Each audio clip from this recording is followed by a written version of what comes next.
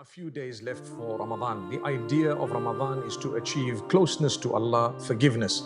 We must make sure that we've sought the forgiveness of Allah Almighty. My brothers, my sisters, it's not possible that we exit the month of Ramadan without having made an effort to achieve forgiveness.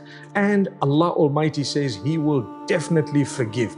So, my brothers and sisters, you and I are weak. We're human beings. We commit sin. We do things that are wrong. We have weaknesses. But Allah Almighty is the most merciful. Human beings may never ever forgive you. That's the nature of humankind. A lot will hold things against you even after you've died. But with Allah Almighty, He will not even remind you of something you've done that was terrible if you sought forgiveness and changed your ways. So Allah Almighty says He is willing to forgive you. Wallahu yuridu an yatuba alaykum. Allah wants to forgive you. Just seek that forgiveness.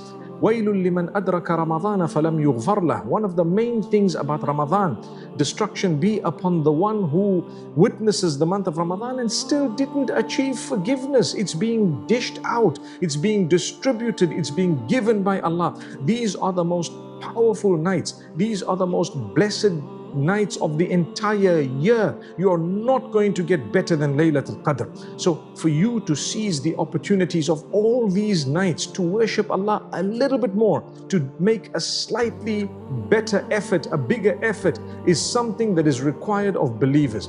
Please, my brothers and sisters, let's make use of these last few evenings of Ramadan, the last days, the last fasts that are compulsory fasts of this beautiful month of Ramadan. And after Ramadan, inshallah, let's try and keep up at least the Mondays and Thursdays, at least the 13th, 14th, 15th of every lunar month. Allah will open our doors.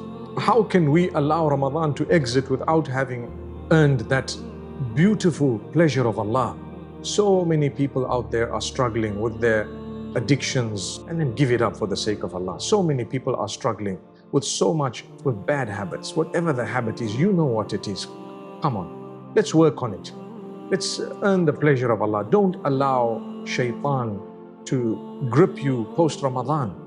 Remember that Allah Almighty gives us these beautiful opportunities as a gift. Imagine if we didn't have Ramadan. When would people ever be able to be encouraged so strongly to turn towards Allah? Many people have repented this Ramadan. Are you going to be one of them? Many people have changed their lives this Ramadan. Are you going to be one of them? Many people have declared and decided to do the right thing from this day on. Are you going to be one of them? I don't want to be from among those who loses out when everyone else is winning. I don't want to be from among those who's not forgiven when everyone else is being forgiven.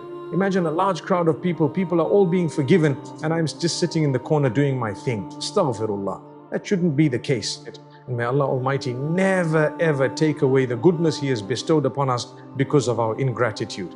He says, when you're ungrateful, I won't just snatch away what I've given you, but I will punish you. That's what Allah says. We don't want that. We really don't want that. Allah subhanahu wa ta'ala's punishment can only be for those who really deserve that.